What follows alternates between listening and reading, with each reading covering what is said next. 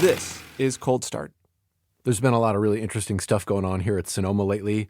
You know, we had Velocity Invitational, we had the NASCAR races, we had NHRA, we had Ferrari Challenge, all this stuff going on right here in our hometown. But there's more going on elsewhere in California, too. I feel like California in general is just such a hot spot for motorsports. For us, we normally talk about road course racing because that's what we love, that's what we do. And we have such phenomenal tracks like Sonoma, like Laguna Seca, and the like. But Northern California and the valley of kind of Central California is really well known for its circle track stuff. And there's a lot of really cool hidden gems of racetracks and motorsport activity going on and in places that you wouldn't normally visit to begin with. You know, there's those parts of California, too, that we kind of forget about. Most of us live in the more metropolitan areas. All the way out in Shasta or in the middle of the state somewhere, there's these destinations that we just don't know about, but they've been there. They support a community. There's exciting stuff going on in them, and it's such a big state sometimes it's hard to be aware of everything going on around us, you know. So getting out on the road and exploring a little bit is a really fun thing to do, and given all the motorsports and cars and motorcycles and all these things that have had history here, it makes like a perfect ground zero for it.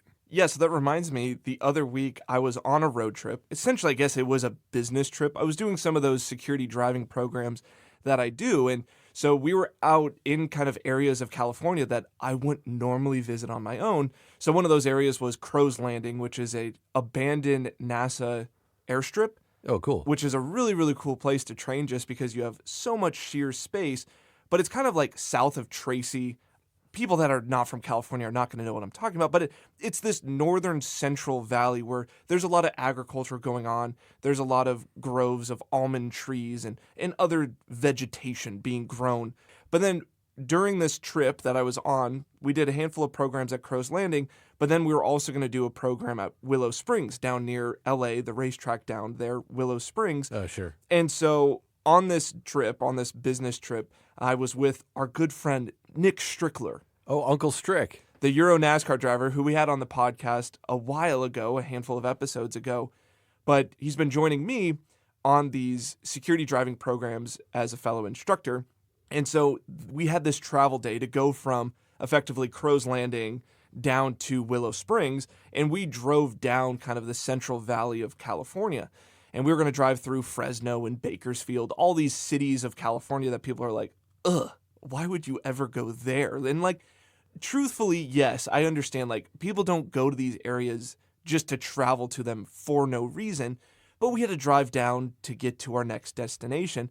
And on this road trip, you know, we were like, is there anything out here that's worth stopping for? Because we normally wouldn't be out here, and since we are here, is there like a cool aviation museum? Is there a cool activity? Is there some oval track that is putting on some event? It was a Wednesday that we were doing this, so like highly unlikely, but like, hey, if there's something going on, let's stop and let's check it out. Yeah, there's a lot of these back roads and places you wouldn't normally find yourself going on purpose unless you had to be there or you were nearby. And out in the middle of the state, there's these roads that you drive by on the freeway at high speed. You never even think twice about, but you ever get off on one of those? There's some interesting stuff out there, you know, and coming from, I guess, Crow's Landing's northern central part of the state to get down to Fresno, you probably took like Highway 99 to get down there. I think that's what it was. It was some Highway 90 something. Yeah, well, you passed Madera there, which I remember Uncle Strick was talking about going there and doing some dirt racing at the Madera track. Yes, we passed Madera Speedway, and it was funny because we were driving two different cars, so we were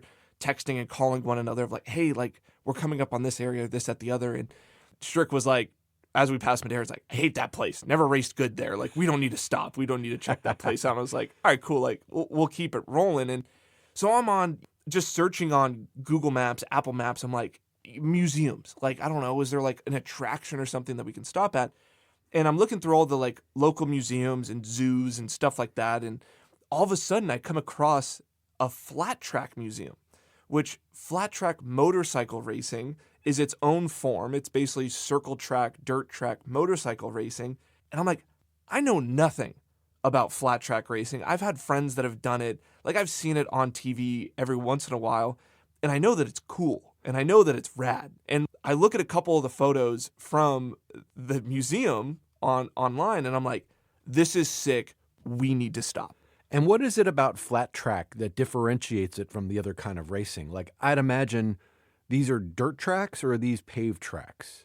Dirt tracks primarily, so like, and not a lot of banking. So like Okay, the way that yeah. flat track, like it doesn't have really high banked corners. At least this is what I think about. Like, and I'm sure that there's like divisions of different types of flat track that I just have no idea about. But like for me, thinking about flat track bikes, I'm usually thinking about, dirt ovals, motorcycles, and they're the ones where they got the thing drifted out. Like they got the thing laid down and like the rear tire's sliding and the front tire is guiding where the bike's going. And like they almost have like one leg touching the dirt trying to slide these things around. Yeah, I've seen this and I wasn't sure what the differential was. I guess most of the oval tracks have some banking to them. So the difference here is that these are just flat all the way. There's no banking. So the surface itself isn't giving any grip, right? It's just slippery because Yes. you're at the adhesion of the tire as your limit and that's all you got.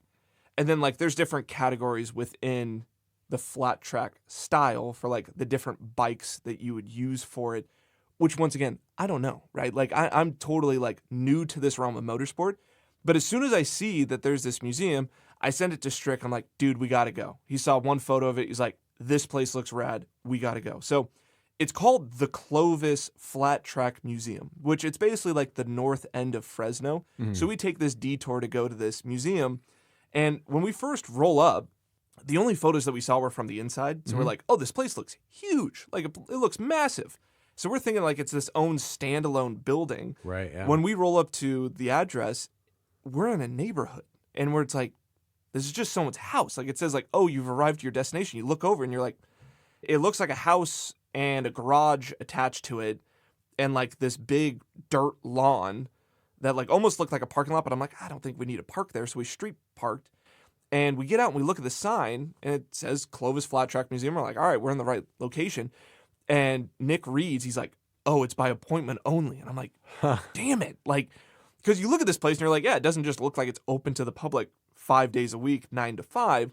And so we try to call the number, and no one picks up. We try to call the other number, still no answer. And we're like, all right, we need to use the bathroom. Let's go to like the Chick-fil-A down the street and do that and like recuperate what we're going to do next. And when we get done with Chick-fil-A, we get a call back and they're like, oh yeah, we're here. Like, come on in. Like, doors open, just walk in. And we're like, sick. All right, we'll be there at 11. And so we drive back to the museum and we walk in the door.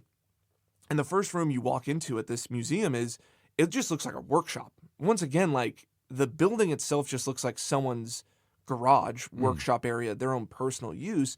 You open the door and it looks exactly like that. And you're like, damn, this room's kind of small. There's like maybe 3 bikes in it. It looks like the area that they do like a lot of restorations or they're working on these bikes. And then there's a bunch of cases with like memorabilia and toys and stuff like that. And the walls are covered in posters. It's a cool room. Yeah. But we're like, is this it? Is this the whole museum? Like, kind of seems like a gyp on that end. You're like, how much history is there to this flat track stuff anyway? How long did that go for? Yeah, which, and so we're like, oh, this is kind of cool. Like, kind of expected more. And the guy that was there was like kind of one of the people that look over the collection, helps work on the bikes, stuff like that. And he was like, oh no, there's more. Like there's way more. And he goes to the back end of this room and he opens up the door and it opens up to an additional room behind that's just filled with bikes. Oh, it's like the actual showroom. Yes, like the actual museum. And it's like multi-layered and like there had to have been hundreds of bikes a part of this collection. And I'm just like in awe. And I'm like, this place is so cool. And then you get to the back end of that room, he opens up another door and there's a third room filled with bikes. So the front room was just like the workshop. As the collection grew, they built this addition to the back end of it. The first room filled that up with bikes. And then they had to build the third part, the second room add-on that then was also filled with bikes. So like this place, even though it was narrow, it was deep. That's and like crazy. they had a bunch of bikes in there. It's like the lost motorcycle vaults you found in the middle of Fresno. Right, which I'm like, flat track racing, I can't imagine that there's like, there are fans, I don't want to get it wrong, but like, to me, it doesn't seem like a super, super popular form of motorsports or motorcycle racing. Like, usually when people talk about that stuff, it's supermoto or, like motocross, like that sort of end. Like, flat track is, I think, its own unique thing in and of itself. And, I'm like, yeah, how many people actually care to like keep the history and this sort of deal alive? And evidently there was an individual, and the story of how this museum came about is actually a really, really interesting one. And the individual that put it together, he was a racer back in the day.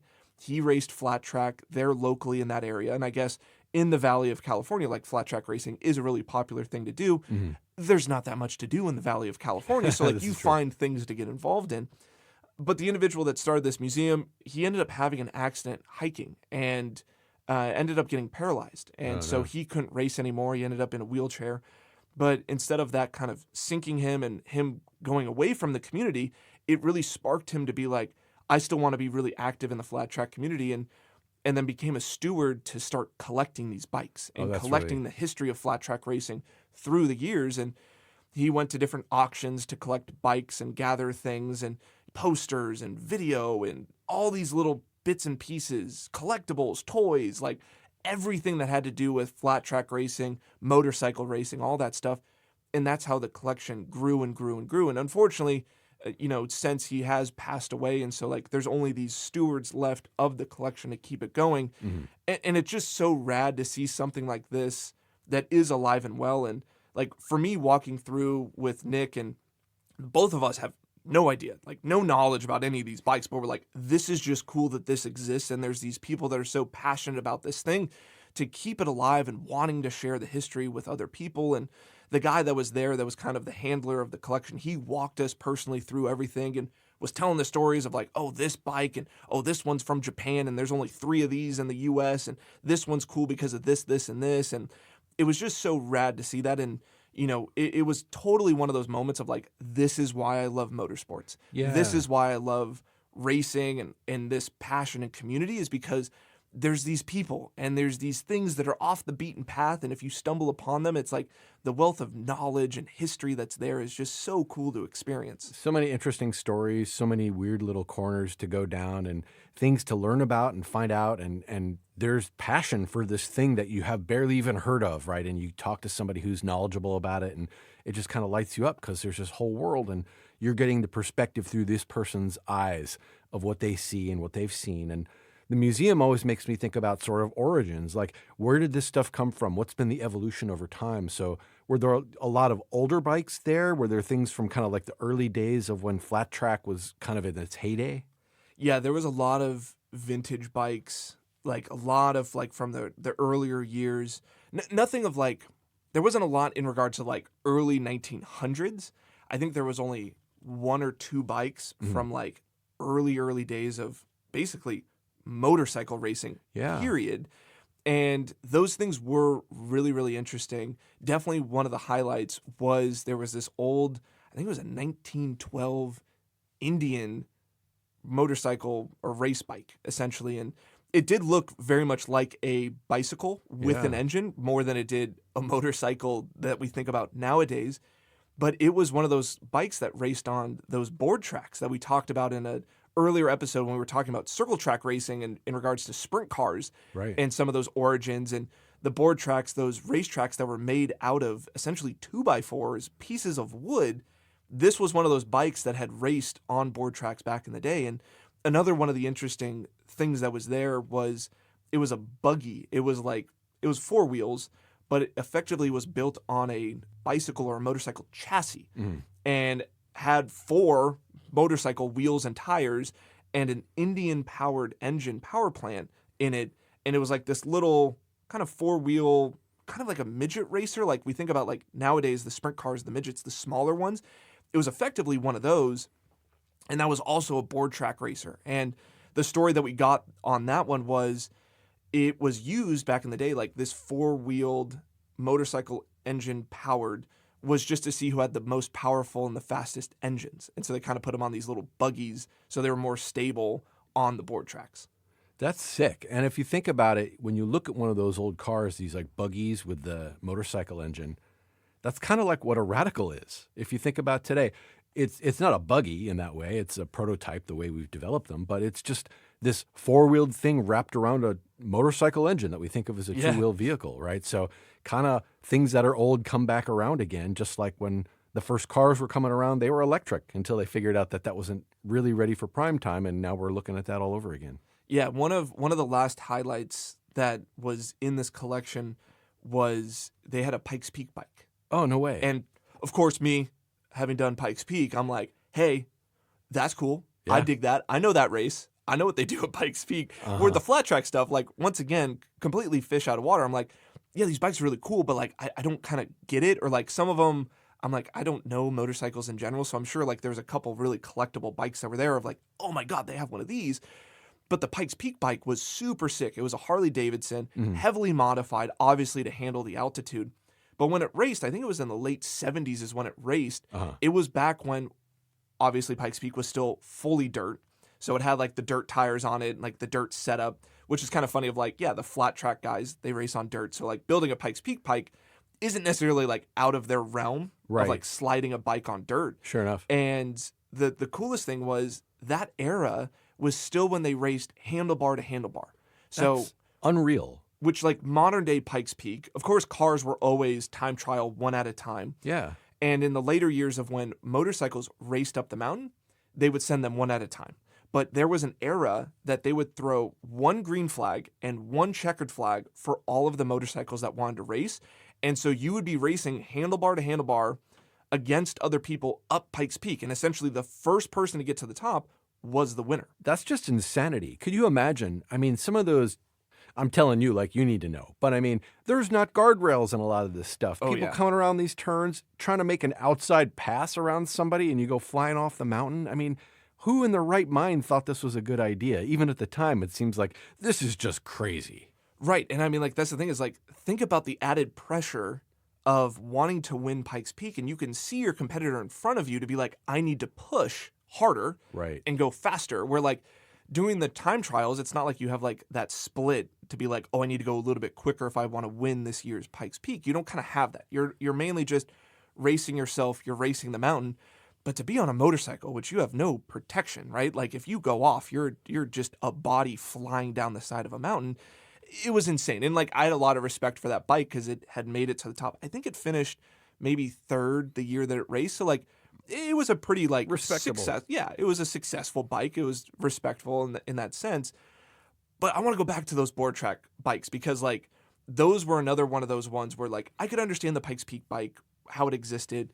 But the board track stuff, that was another piece where it's like, I kind of understood the craziness. And I remember when we saw the board track bike and I think I asked like, you know, is this one of those ones that raced on like the board tracks back in the day to the guy that was showing us the collection? And he's like, yeah, actually this one is. And I think we have one other one. And he's like, how do you know about board tracks? I was like, oh, I looked into like the history of like circle track racing and, you know, sprint cars and stuff like that. And like remembered the era of the board tracks. And I asked Nick, I was like, dude, have you ever heard about board tracks? And he's like, what are you talking about? I'm like, dude, in the early 1900s, in like the 1910s and 1920s, they built these heavily banked oval tracks out of wood. It's just crazy. And you have to go back to the history of these vehicles to get some context around it, right? So in like the late 1870s, bicycle racing was becoming a thing. And it was mostly like out in the world in the parks and stuff. They would go ride bikes and they'd race each other, and they decided they needed something safer. They needed something that would enable spectators to kind of participate and be there. And so they started building these things they called velodromes, which were oval tracks made for bicycles. And of course, over time, when they were going to build those things up, you know, technology was pretty limited. So wood seemed like a fine material to use for that. And, you know, bicycles aren't putting that much load into the thing. So why not build it out of wood? So the early velodromes that were hosting bicycle racing, well, people saw those bicycles and were like, hey, is there some way we can manage the traffic in the bicycle race? And you think about what safety cars or pace cars are like today. So they actually had like the lead bike that was like the pace car bike at that time. And they needed to make sure it was faster than all of the competitors following it. So what's a way to get more power into a bike? Have multiple riders. So these were like tandem and 3 and 4 and 5 person bicycles that they would use to lead the pack of other bikes around the velodrome.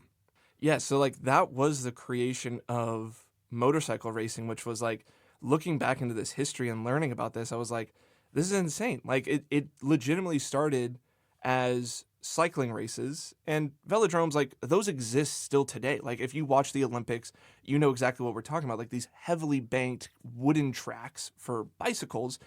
And if you ever watch the Olympics, you can see that like when they race one another, there is the main rider. Right. That is the one that's supposed to go on and win. Yes. And the other riders will basically just be a lead draft and Right. help to reduce the wind resistance. And so there would be these lead riders. And back in the day, back in the early 1900s, it was the same concept. They wanted to do these races for longer for bicycles. And to be able to cover these longer distances, they're like, hey, if we have someone lead the main rider, they'll have more energy to go longer kind of deal. And that's where those lead bikes came from, was like basically being a lead draft. And That's then cool. they realized, well, shoot, like if we need to be in front of this person for a long period of time and be able to conserve energy, let's just add more people. And that's when Right. that was the creation of the tandem bicycle, was from this, from the motorsports, not motorsports, but from the competition of cycling racing. That created the tandem bicycle. And then they created like 3 people bikes, 5 people bikes to keep like adding to this. And then the creation of like, let's just reduce the amount of people and let's add motors. The first couple of these motorized lead bikes for cycling racing was, one of them was electric and then the other one was steam powered. And then as this thing progressed, then they got into the internal combustion for these lead bikes for cycling racing. And then they're like, I mean, now we're like competing of who can create the better lead bike with the better power for cycling competition. Why don't we just race our lead bikes against one another? And then that created its own separate competition. And that was the beginning. That was the foundation of motorcycle racing, which is just like so crazy. Like it was this component of cycling racing that then became its own source of competition. I love this origin story kind of history telling of these things, because you learn so much and you gain so much insight. You're like, people have been trying to race each other for a really long time. And Yes. that hasn't changed, but the mechanism, the venues, those are the things have changed. And so we went from bicycles to the point where in 1896, track cycling on bicycles was an Olympic sport. So that was its kind of heyday. Then we have primitive motorcycles starting to come up, and then we started seeing some motorcycle racing, and they said, oh, well, we built these velodromes, these board tracks for bicycles. Let's just put the motorized bikes on those. That makes total sense. And now we have these four-wheeled equivalents. Let's race those on the same things as well. And here we are, board track racing with cars, 1910s, 1920s.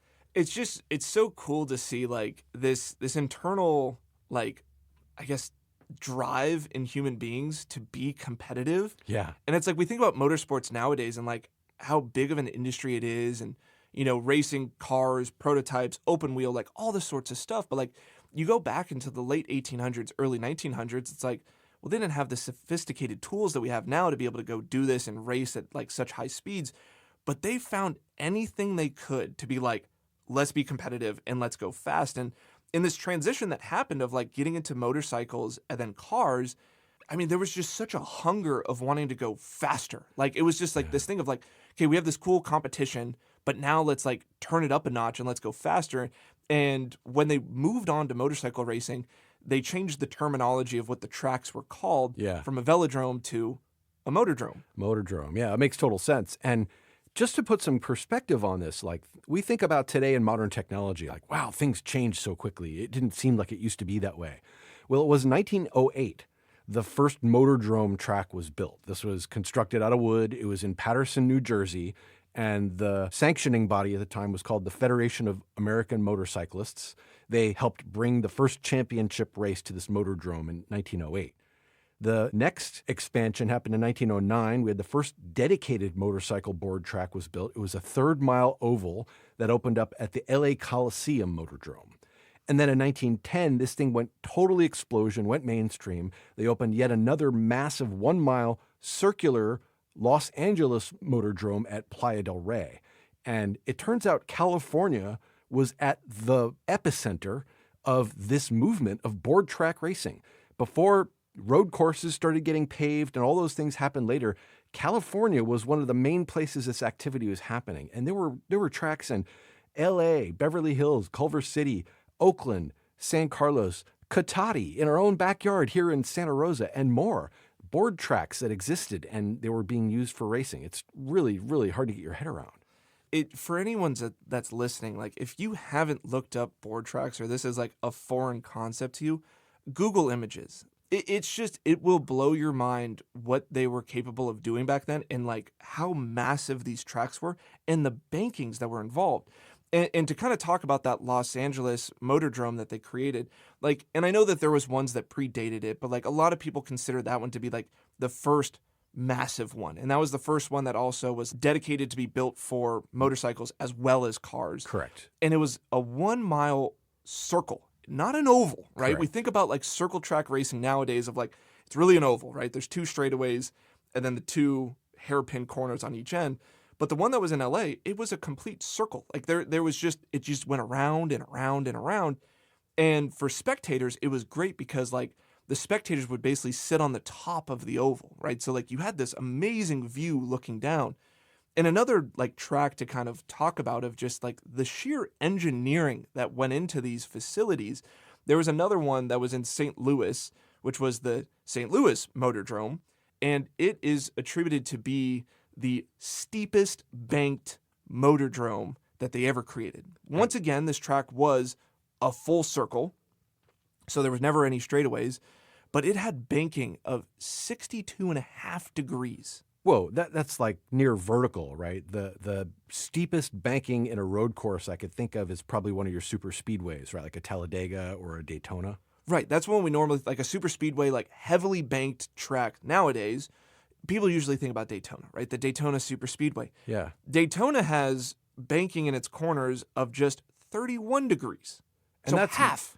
And that's massive. The people I've talked to who've driven Daytona, they're like, when you're driving straight, you're actually looking up out the windshield just because Yes. you're on this bank. And so this was twice as much banking. 62.5 degrees. Holy crap. Which, now, if we talk about what this racing actually looked like, right? And let's talk in regards to the motorcycles, then we'll get into the cars. Because most of these tracks were built for the motorcycles, and then the car guys were like, hey, they're doing this thing on this cool track, and we've just been racing on dirt ovals at basically horse tracks and fairgrounds. This looks cool, we can go faster. Right. But for the motorcycle races, especially with these circles, the bikes that they were racing in that period of time had no gears and no brakes. No brakes. So effectively, you would fire the thing up, it would just start puttering along, you would just add throttle, which would then accelerate, and you just get this thing wound up, and you're just going around in a circle, effectively on almost a vertical surface, going as fast as you possibly can. That's just nuts. And then when you stop, you just kill the engine? There was just a kill switch. That was it. So you had a starter, a throttle, and a kill switch. No Wow. brakes. And I can imagine coming down off the banking is non-trivial, right? So it's not just like you'll coast to a stop. No, yeah. I mean, like, it's pretty insane to think about this. And it's like, yeah, they just got wound up.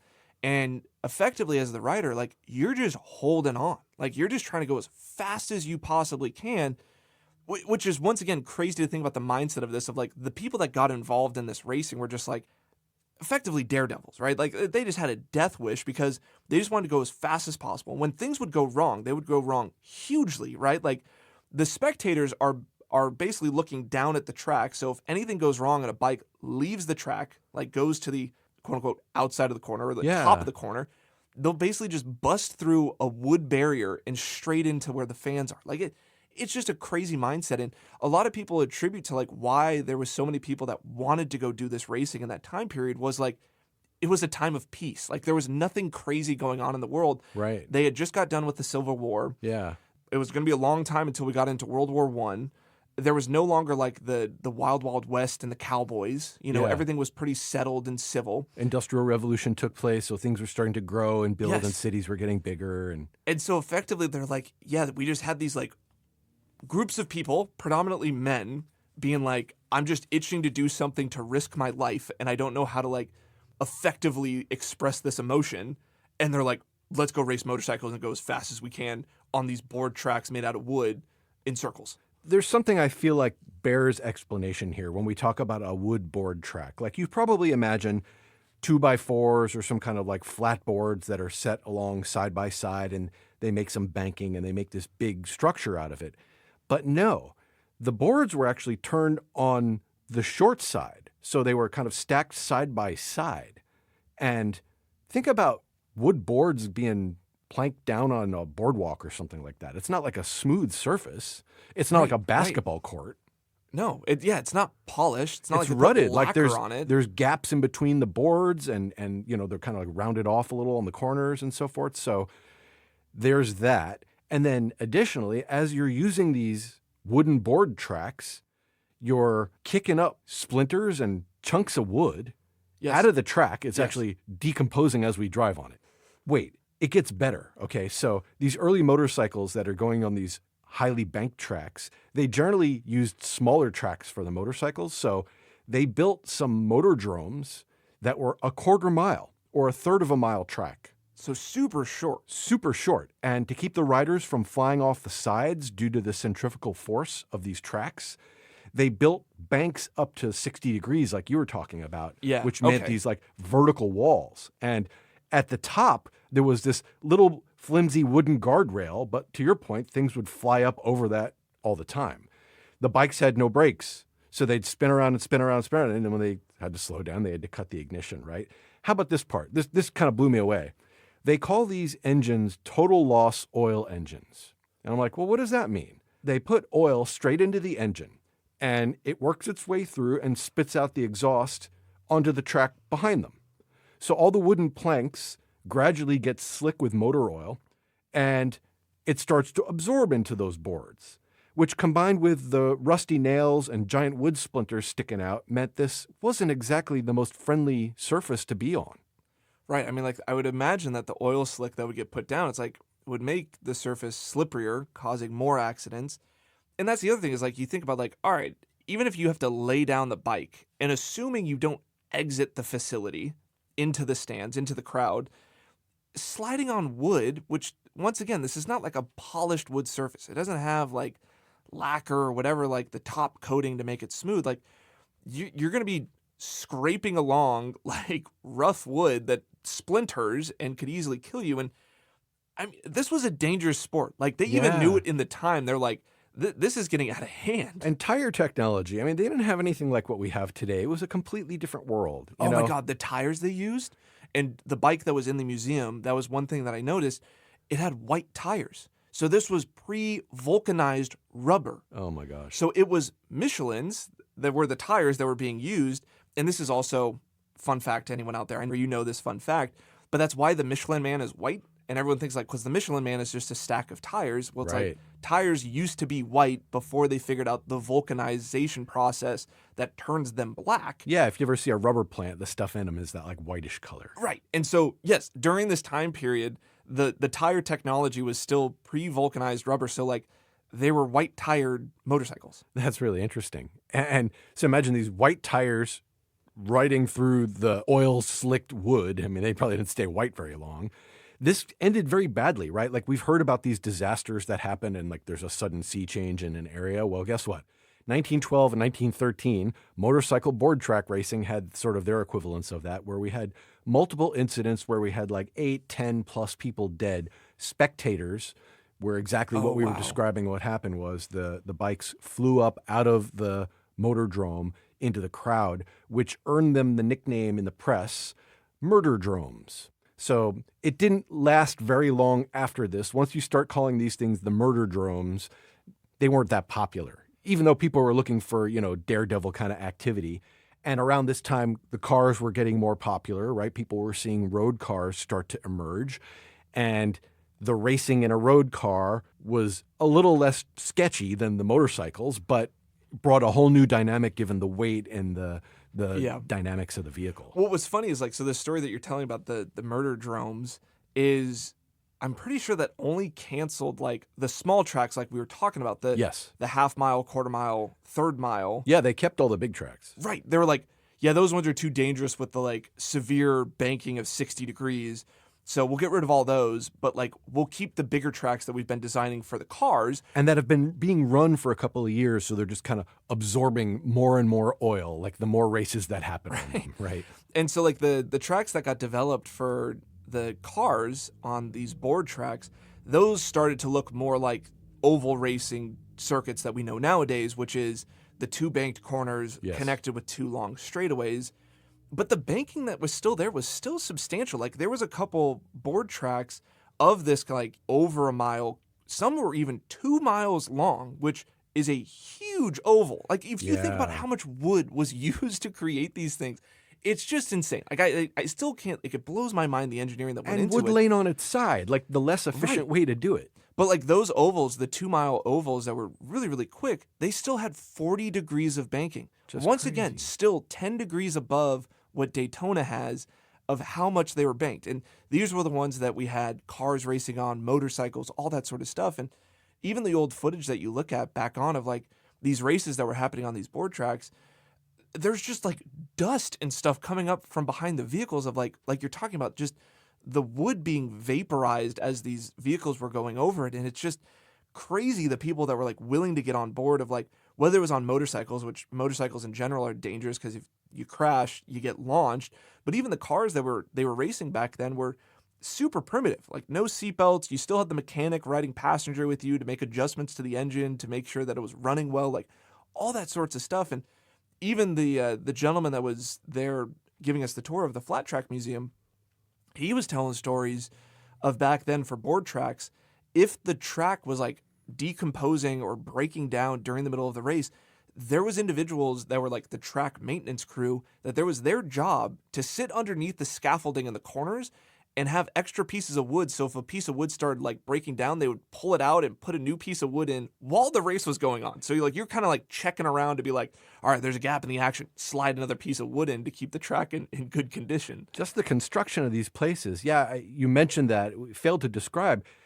They needed to have this entire network of scaffolding around the base of these things, supporting all Yeah. the wood that was up there in this banked wood ovals that they were building, or circles in some cases. One of those really large wooden bowls that they built was in Altoona, Pennsylvania, the Altoona Speedway they called the Wooden Bowl. It was built in the 20s, I think. It was a 1.25 mile oval. And just to keep this in mind, right, safety. We're talking leather helmets and goggles. There was no protection from anything, no seatbelts, no fire protection. They didn't have anything like that. There was no fireproof anything. They'd get splinters and debris kicking up off the road. There'd be oil all over the place. You know, a lot of people died doing this stuff. And it's Yeah. another reason that this activity faded away. Also because these wooden tracks required so much upkeep. The operators, the track owners of these tracks had to spend so much money constantly tending to them, replacing boards and stuff. And, you know, they're fragile. They're made out of wood. Yeah, and the main reason why, because you might be thinking like, why did they make wood tracks? Like, why wouldn't you just make dirt tracks? And obviously there was the piece of they wanted to go faster, they wanted to go quicker, and it actually was easier to make high banked wood tracks than it was dirt tracks. Yeah. And wood at this time was incredibly inexpensive. So like it wasn't a problem. The lumber industry was booming. There was plenty of forests. Like this was a cheap material in that time. Now, obviously, as things change and the years went on, it became more and more expensive to get the wood to then replace, rebuild, maintain these tracks. And of course, like if a wildfire or a fire broke out in a local area, you'd lose your racetrack. The racetrack would catch on fire. So speaking of which, at the end of 1921, the Bay Area had another one of these tracks built in San Carlos. And it's where the San Carlos Airport is today, if you know the area of the peninsula of the San Francisco Bay Area. Well, they built this track in December of 1921. That's when they opened it anyway. The first race they had, it was a car race. The purse for this race was $25,000 in 1921. So that's like $500,000 or $600,000 to the winner of this race. Not inconsequential.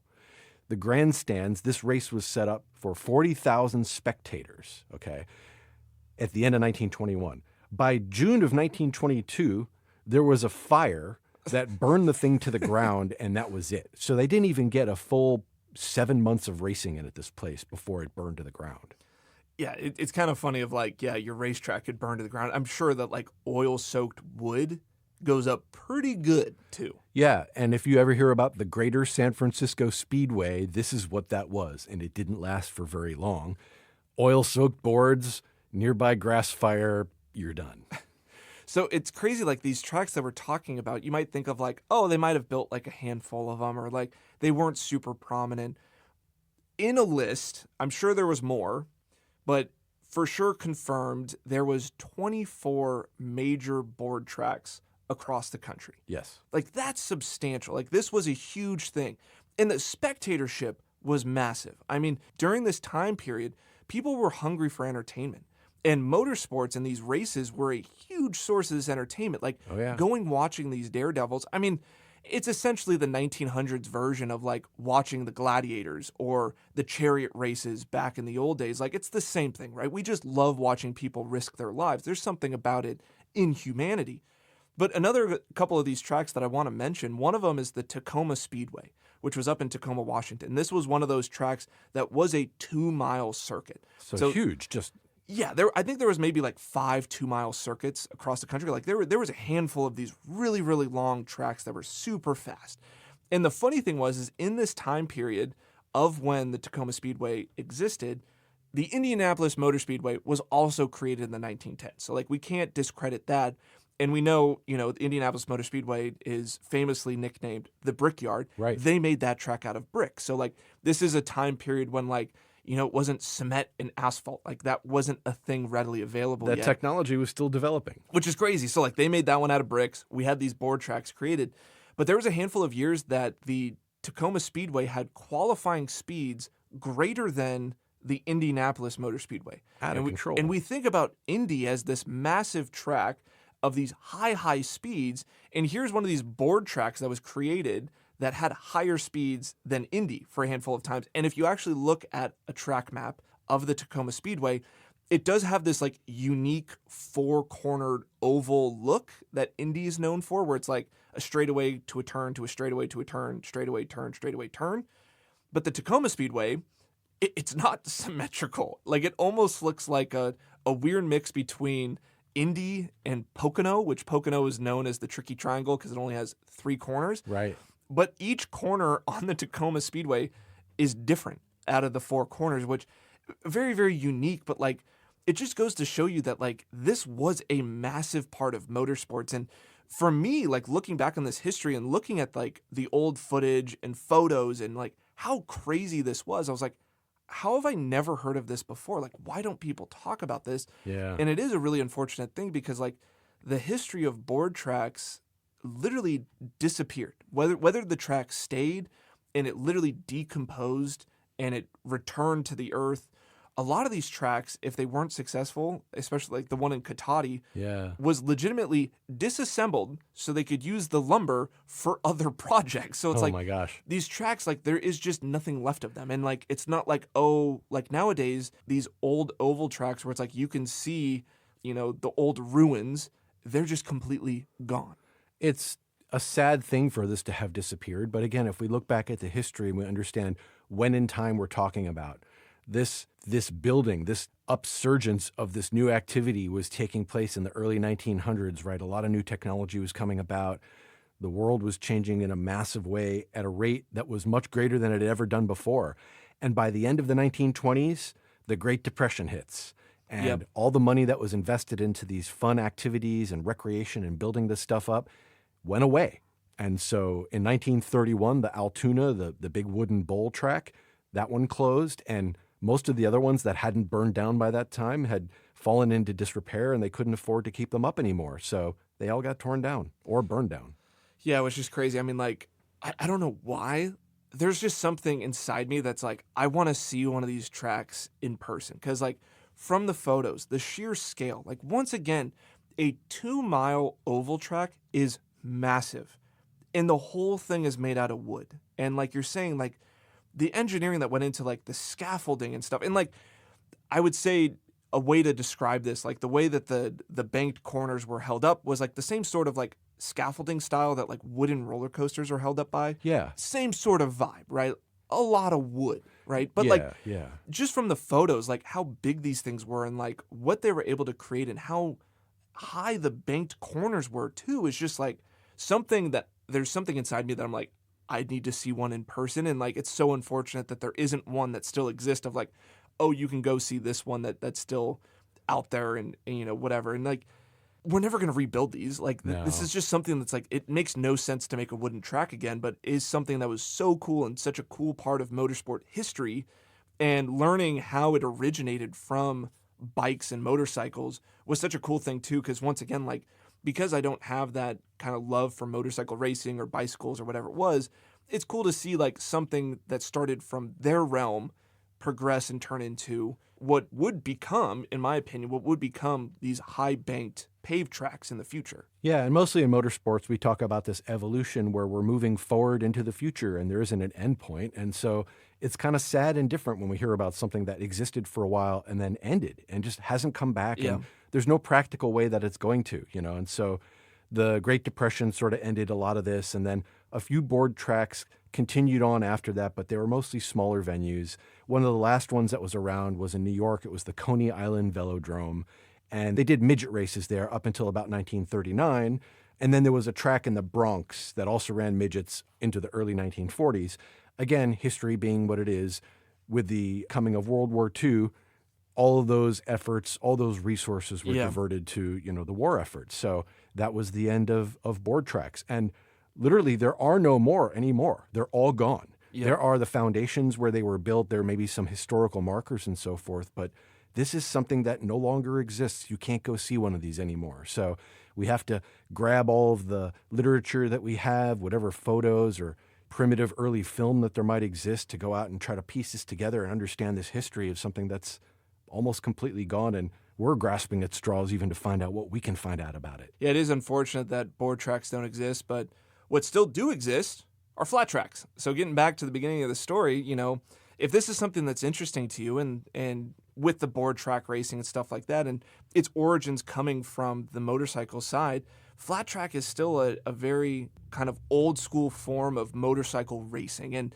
it's still alive and well. I mean, races are kind of fewer and far between, but if it's something that's interesting to you, like definitely go look it out, right? Find a flat track near you, watch these guys slide these motorcycles, almost laying them completely flat through the corner, drifting the bikes. Like, it is such a beautiful form of motorsport because it takes so much talent and control to control the bikes.